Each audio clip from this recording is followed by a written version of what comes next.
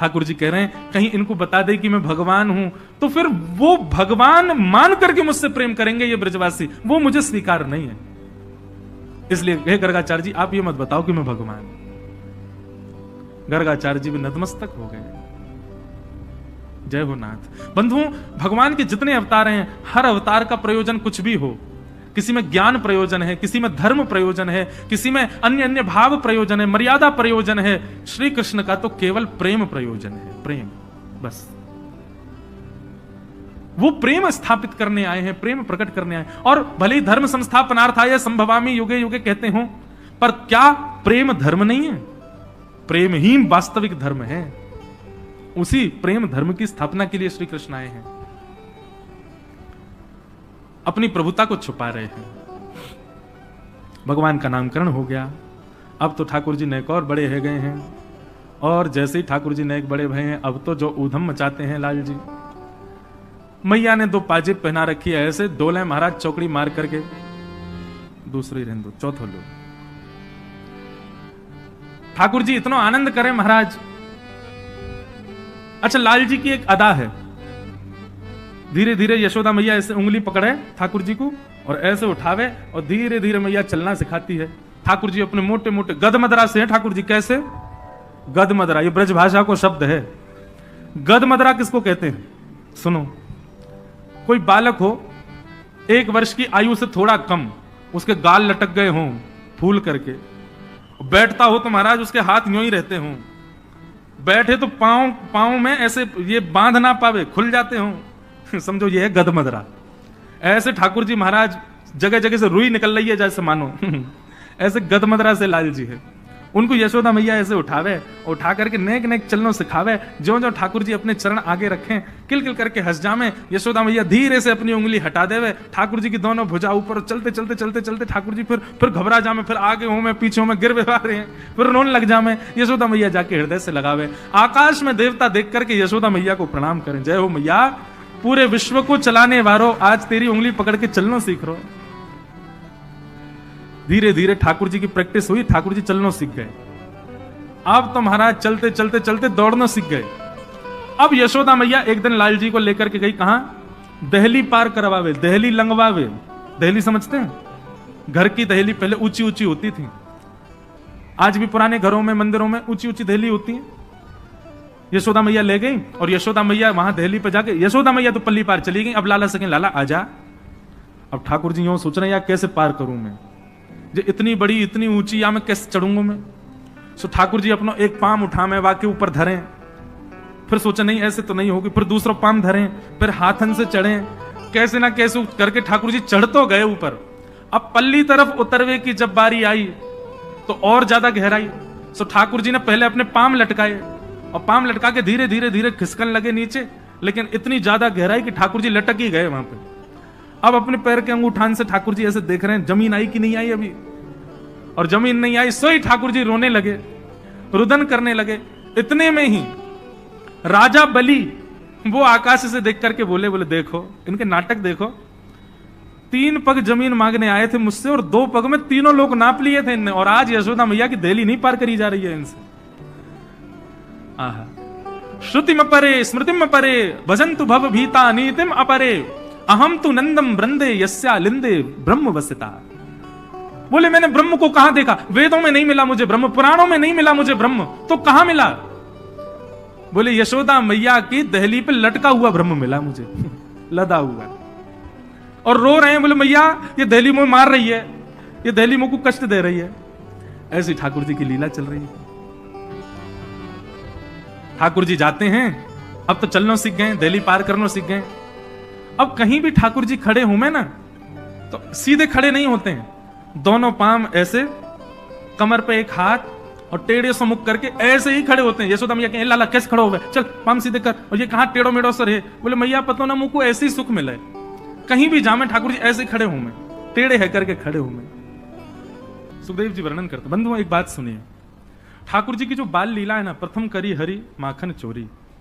ठाकुर जी की जो बाल लीला है, इस बाल लीला में परब्रह्म इतने सरल, इतने सहज, और ऐसी लीला इसलिए कर रहे हैं ताकि हम कलयुग के लोग जो ज्ञान से वंचित, वैराग्य से वंचित हैं, हमको ज्ञान वैराग्य इतनी जल्दी समझ में नहीं आ पाएगा, लेकिन बिना परब्रह्म से प्रेम किए गति नहीं हो सकती।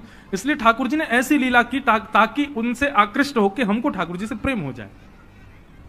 इसलिए बाल लीला सुनने में सबको बड़ी आनंद देती है, सबको बहुत सुख मिलता है, पर केवल सुख तक नहीं रहना है, उससे निश्चित प्रेम होना चाहिए ठाकुर जी से। ठाकुर जी को कहो, लाल जी आपने इतनी लीला करी, गोपीन के यहां जाके हमारे घर कब आओगे, हमारे यहां कब लीला करोगे?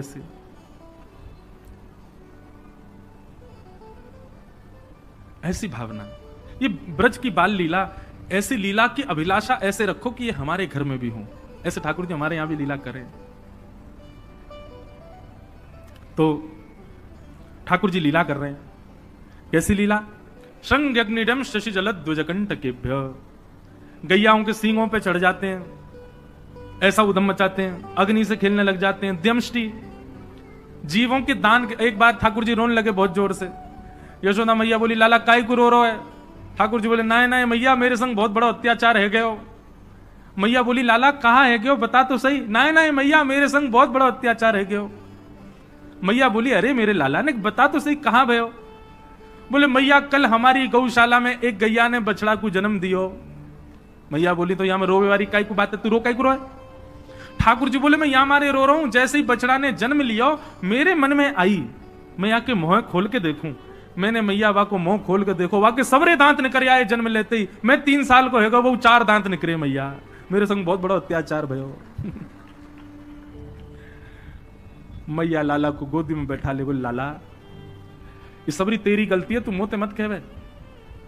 बोले, कहां गलती है मैया मेरी, तू मौसम ऐसे कह रही है? बोले, तेरे दांत तो सबरे निकरे, लेकिन तू इतना मक्खन खावे, इतना मक्खन खावे, तेरा मुंह चीकनो है जाए, सो चीकनो है वो दांत सबरे तेरे पेट में चले जाएं, तेरे मुंह में ना रुके। दूध तू पीवे ना है,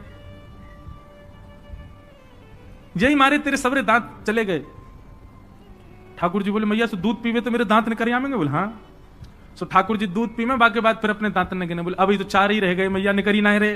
बोले, ऐसे थोड़ी लाला, कच दिन पी वासो निकलेंगे। ऐसी ठाकुर जी मधुर लीला करते हैं। श्रृंग यज्ञ द्यमष्टि जल, ठाकुर जी जल में खेलते हैं और फिर जल में कूदने के बाद रोने लग जाओ, अरे मैया बचाइयो, अरे भैया बचाइयो, अरे बाबा बचाइयो। दौड़े दौड़े सबरे आमे, अरे लाला डूबो, लाला डूबो, लाला बचाओ। जैसे ही सबरे इनको लाला को बचावे जामे, सोई लाला सबन के हाथन को पकड़े और दूसरे हाथ से पकड़े उनको भी गिर लेवे, सबन को गिर दे पानी में। फिर सबरे भागे लाला के पीछे। श्रृंग अग्नि डमष्टि जल द्विजकंटकेभ्य। अच्छा, इतना सुंदर भाव है। ठाकुर जी कहा करें पता है, सवेरे सवेरे तैयार है कि निकल जाएं और पूरे दिन कहा करें नेक से लाला। शाम को मैया त्याग कहें, मैया मैं तो बड़ा थक गो, कहा करूं सवेरे हेती इतने काम है मुंह पे मैया। मैया बोली, 3.5 बरस को लाला, तो पे कहा काम है मुझे बता। ठाकुर जी करें कहा पूरे दिन? अभी ठाकुर जी ने चोरी शुरू नहीं करी है, ये उससे पहले की कथा है। तो ठाकुर जी कहा करें, पूरे गोकुल में भ्रमण करते करते केवल ये देखें संत आए कि नहीं, वैष्णव आए कि नहीं, ब्राह्मण आए कि नहीं। और जैसे संत वैष्णव ब्राह्मण ठाकुर जी को दिखाई देते हैं तो ठाकुर जी उनको, अरे तुम यहां डोल रहे हो, परिचय नहीं है, ऐसी बात, अरे आप यहां डोल रहे हो। सामने वाले कहें, अरे भैया तुम कौन? अरे नेक्सस से लाला, अरे भैया तू हमें जाने? बोले, अरे तुम्हें ही तो खोज रहा हूं मैं सवेरे थे। बोले, हमें खोज रहा हो भैया, काय को? अच्छा एक बात बताओ, तुम कहां से आए हो? बोले, हम तो अयोध्या से आए हैं। बोले, अयोध्या से आए हो, तुमने कभी सवेरे से पाए हो? बोले, ना कछु ना पाओ, यही मारे तुम्हें डोल रहा हूं। यशोदा मैया तुम्हारी बात निहार रही है, 56 भोग बनाए माने, चलो जल्दी नंद भवन पहुंच जाओ। बोले, यशोदा मैया हमारी बात निहार रही? बोले, हम सुबह अब जल्दी करो, मां सब संतन को भोजन है, जल्दी पहुंच जाओ। ऐसे किसी को भी सबको निमंत्रण दे देते हैं। और यशोदा मैया जब नंद भवन से बाहर आती देखते हैं 100-200 लोग खड़े हैं बिना निमंत्रण के। मैया कहें, आप सब? बोले, मैया आप सुबह से बाट निहार रही हो, हमारी लाओ थाली लगाओ, 56 भोग कराओ। अब मैया को यूं लगे मना करूं तो अच्छा ना लगे, लेकिन मैया पूछे, अच्छा आपको कौन ने कही मैंने निमंत्रण? बोले, आपको लाला आयो, मैया बाट निहार रही है। यशोदा मैया पवा तो देती है सबको, फिर शाम को लाला के, अरे लाला ये तू कौन कौन ने निमंत्रण दिया वे? यशोदा मैया बात निहार रही है, पहुंच जाओ सबरे मां भोजन कर लो। आज तो 200 लोग आए मेरे यहाँ। अरे ठीक है, हमारी रसोई घर बड़ो है, हमारे यहाँ 9 लाख गैया है, ठाकुर जी कृपा से सब व्यवस्था है, मोए खवावे में कोई चिंता ना है, मैं तो खूब पवाऊं, लेकिन मोए बता तो देकर कौन को निमंत्रण दे रहा, तू कोई को भी निमंत्रण दे दे। मैया तू ना जाने बोले कहा मैं तो या घर को पुण्य कर रहा हूं, जितना ज्यादा है सके पुण्य जमा कर कर, मैया मैं तो बुढ़ापा आ जाएगा, मैं तो चला जाऊंगा, तू को बाबा को छोड़ जाऊंगा पुण्य करके। मैया के अच्छा कहा पुण्य कर रहे हो लाला? बोले मैया देख ये संत ब्राह्मण ये साक्षात भगवान को मुख हैं, जब इनके मुख में हम कछु अन्न दे में मक्खन दे में या कछु भी इनको पवा में तो ऐसा समझने से साक्षात नारायण पा रहे हैं। मैया देख कल 100 आए नारायण, आज 200 नारायण तेरे घर आए पावे, मैं तो ये पुण्य करवाऊं। और मैया दूसरी बात सुनेगी? बोले हाँ। मारेगी तो ना मुझे? बोले ना मारूंगी। बता? बोले तू बड़ी मोटी है गई मैया, मुंह को यूं लगे पूरे दिन लगी रहेगी तो तेरो ने एक वजन कम हो जाएगा। अरे मेरी ब्याह तक ने छरेरी सी है जाएगी, या हमारे तू लगी रही रसोई में या हमारे ऐसा। मैया भागे पीछे, ठाकुर जी चौकड़ी मार के भागे। ऐसा ऐसा उधम मचा में ठाकुर जी द्विज ब्राह्मण संत वैष्णवों को जा जा करके बिना निमंत्रण के निमंत्रित कर देते हैं। सब नंद भवन आ जाओ, आज सबन को भंडारो है। कंटकेभ्य नंद बाबा रोज अपने ठाकुर जी की सेवा करते हैं। और महाराज वर्णन ऐसा करें हमारे ब्रजवासी, बोले नंद बाबा की सेवा में शालिग्राम भगवान है। नंद बाबा शालिग्राम की सेवा करें और सेवा करके शालिग्राम भगवान को टांड समझते हैं। टांड आप लोग जानते हैं कि नहीं पता नहीं, अब घरों में नहीं होती, पुराने घरों में टांड होती थी। टांड बोलते हैं एक घर के कमरे में ऊपर एक छज्जा सा बनवा देते थे, उसमें सारा स्टोर रखा जाता, सब जरूरी सामान। नंद बाबा क्या करते हैं, पंचामृत से अभिषेक करा करके ठाकुर जी को शुद्ध जल से अभिषेक करके इत्र उत्र लगा के तिलक फोटा चिपका के बढ़िया आरती करके और फिर शालिग्राम भगवान को टांड पे धरते हैं ऊपर। बोले क्यों? बोले कन्हैया को ये गुलाब जामुन लगे और गुलाब जामुन समझ के कन्हैया मुंह में धर ले। शालिग्राम भगवान है, कन्हैया को यूं लगे बोले कि ये रोज रोज जय जय जो है का है, ये शालिग्राम जो है का है। हमारे पिताजी पूज्य पिताजी की कथा में सुनाते हैं, बोले एक बार नंद बाबा ठाकुर जी की सेवा कर रहे, इतने में ठाकुर जी बगल में आके बैठ गए। देखो कितनी सुंदर, ठाकुर जी की सेवा कर रहे हैं, ठाकुर जी बगल में बैठे हैं, नन्हे से गोपाल जी आके बैठ गए। अब नंद बाबा को तो बढ़िया लगो, लाला भी सेवा सीखेगो, बैठ जा लाला यहाँ पे। ठाकुर जी बैठ गए। नंद बाबा ने पहले दूध से स्नान करायो, फिर दही से स्नान करायो, फिर घी से स्नान करायो, शहद से स्नान करायो। जैसी शहद पड़ो शालिग्राम भगवान पे, सोई ठाकुर जी के लार निकल आई यहाँ थे। ओहो कितना सौभाग्यशाली है जे। मैं हूं मैया ते कहूंगा मैया तू मोको पानी ते मत नवाए कर, पानी में कुछ स्वाद ही ना होवे, शहद ते नवाए कर, नहाते नहाते खाऊ ले करूंगा बीच में। अच्छा एक बात बताऊं, ये पंचामृत अभिषेक ठाकुर जी को प्रिय क्यों है? क्योंकि ठाकुर जी का स्नान भी हो जाता, पेट भी भर जाता, बीच बीच में जीभ निकाल के खाऊ जाए ठाकुर जी। इसलिए ठाकुर जी का पंचामृत अभिषेक होता है ये, और ये वास्तविकता है। अब जब ऊपर से सब पड़ता है, पहले दूध फिर घी दही शहद आदि सब ऊपर से पड़ता है, तो मुख पे होकर के आता है, तो जब यहाँ आवे so next so Thakur ji मुंह खोल के जीभ निकाल लें, बीच बीच में स्वाद भी लेते रहे। यहाँ हमारे पंचामृत अभिषेक ठाकुर जी को बड़ो प्रिय है, क्योंकि ठाकुर जी को स्वाद भी आ जाए और स्नान भी आ जाए। एक पंथ दो काज। तो ठाकुर जी की तो लार निकल आई। ठाकुर जी बोले जय जय मीठो है गो होगो, अब तो रस भरो है गो होगो।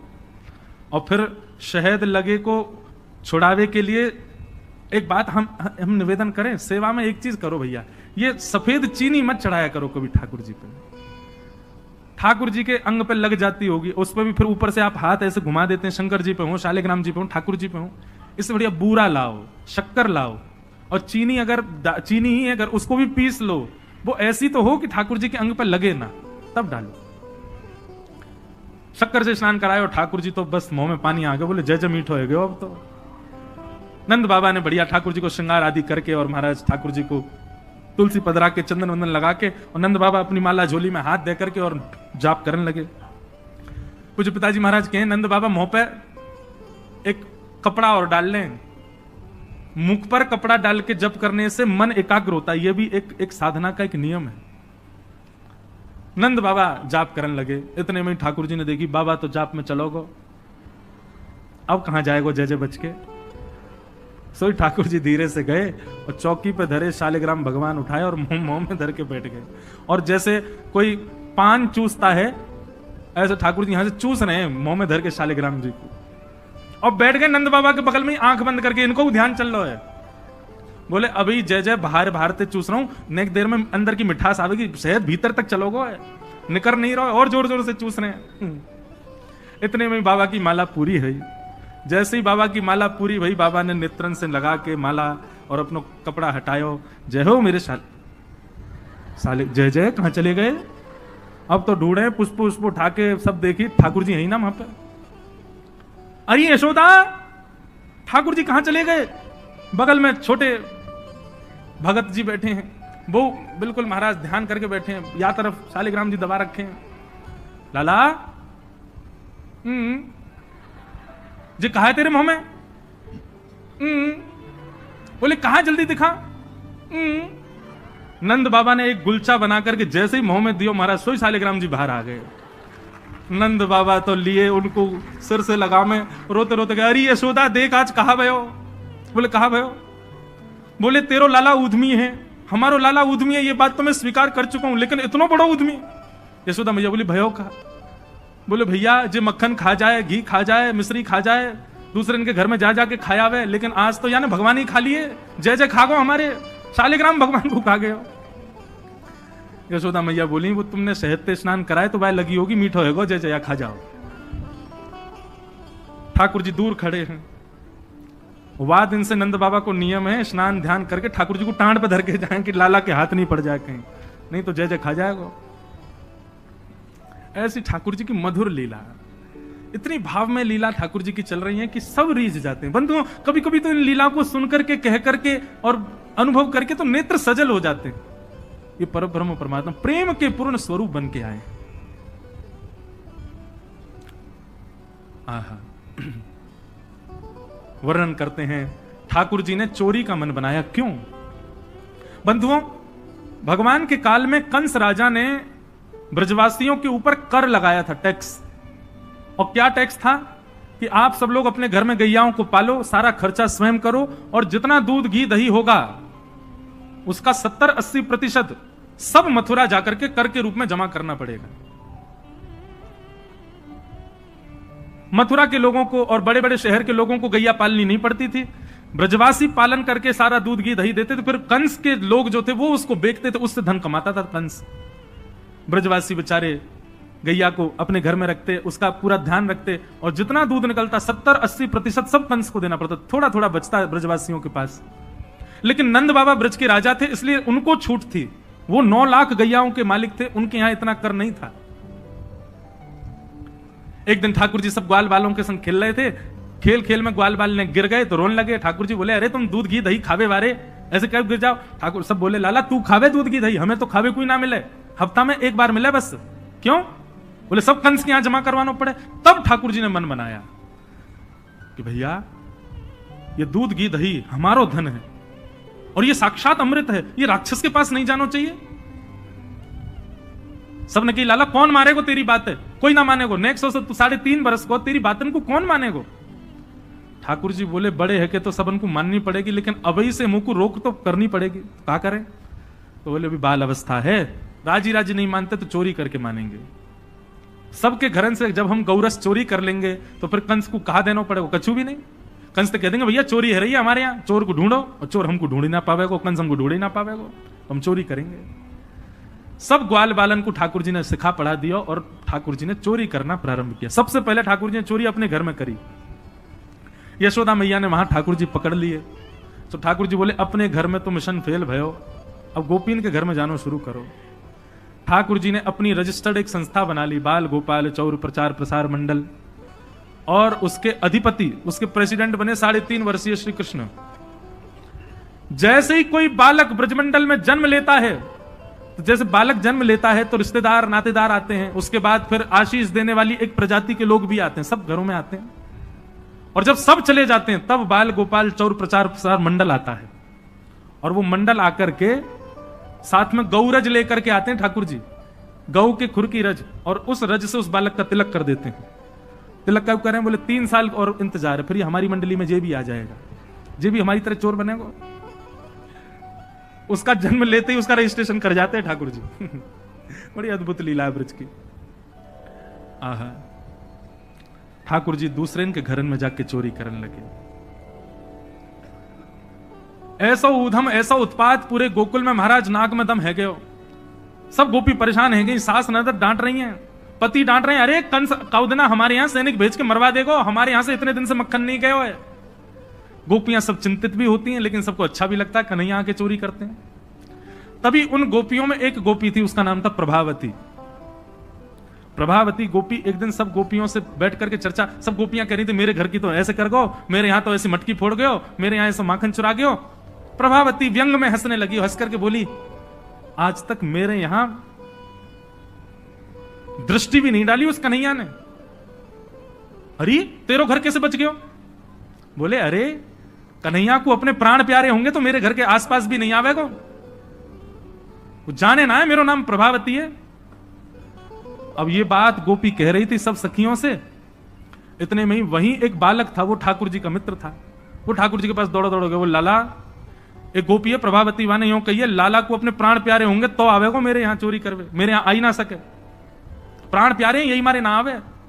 ठाकुर जी बोले हमको चुनौती दे रही है? बोले हम बे लाला तू को चुनौती दे रही है? बोले अगलो धावो यही के घर मारनो है। सबसे पहले तो ठाकुर जी ने प्रभावती के देवर को अपना सखा बनाया। देवर कितना बड़ा, वो भी छोटा सा ही था। ठाकुर जी ने उसको अपना सखा बनाया। सखा बना करके उसको बेला फुसला करके बढ़िया उसको बढ़िया मक्खन वक्खन खवा के अपने पक्ष में कर लिया। ठाकुर जी बोले ए सुन, तेरी भाभी प्रभावती एक दिन चुनौती दे रही कि कन्हैया मेरे यहां चोरी करके दिखाया।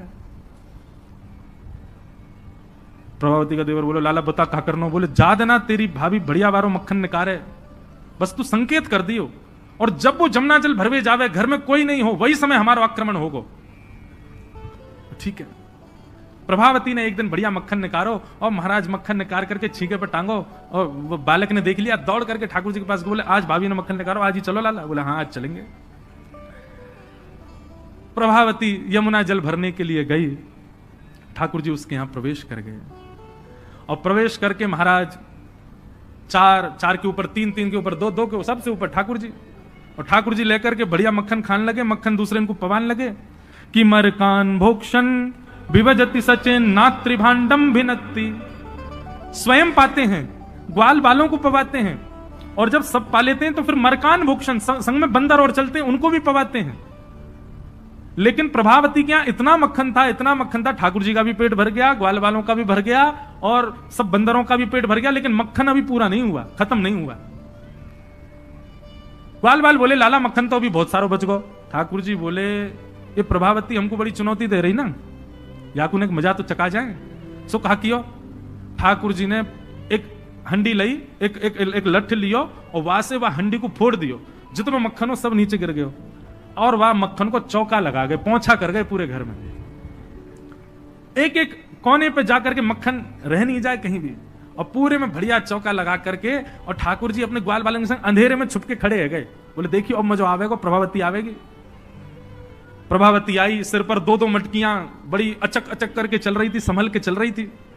जैसे ही माने द्वार खोलो, और द्वार खोलते ही अपना पाम भीतर धरो, इतने में ही भोपाल शताब्दी की तरह ऐसी रिपटी महाराज, ऐसी रिपटी सिर में लगी, कमर में लगी, हाथ पाम बाकी सब एक गए, और गिरी सो गिरी, यमुना जल मिल गए मक्खन में तो और चीकना हो गया। अब वो उठ ही नहीं पा रही है, जैसे उठे फिर गिरे, जैसे उठे फिर गिरे, और ठाकुर जी ताली बजा बजा के हंसे। सब ग्वाला के लाला आज तो बड़े मजे आए, आज तो बड़े मजे आए। मेरी भाभी कहा कह रही कन्हैया को अपने प्राण प्यारे हमारे ना आवे। अब तो को तेरे प्राण प्यारे होंगे ना तो कभी हमको चुनौती नहीं देगी। और ठाकुर जी भाग गए। प्रभावती महाराज जैसे तैसे रिपट रिपट के बाहर आई, और जाके सीधे यशोदा मैया के पास पहुंच गई, और जाके बोलने लगी, बोले मैया अपने लाला संभाल ले, नहीं तो काउ देना हाथ दिखा दूंगी आपको मैं। ऐसा उधम मचावे, देख मेरी कोहनी टूट गई, कमर टूट गई, ऐसा उधम मचा के गयो। यशोदा मैया बोली तुम गोपीन पर कछु काम ना है, 24 घंटा मेरे लाला के पीछे पड़ी रहो, काउ देना रंगे हाथ पकड़े तो आइयो, नहीं तो कभी मुख मत दिखाइयो अपनो। प्रभावती बड़ी चिंता में है, बोले ठाकुर जी को रंगे हाथ कैसे पकड़ूं। इतने में यानी विचार कियो कि मेरो जो देवर है वो लाला के संग बहुत ज्यादा रहे, तो यार देवर को पहले अपने पक्ष में करो। ये देवर कभी ठाकुर जी के पक्ष में जा रहा हो, कभी प्रभावती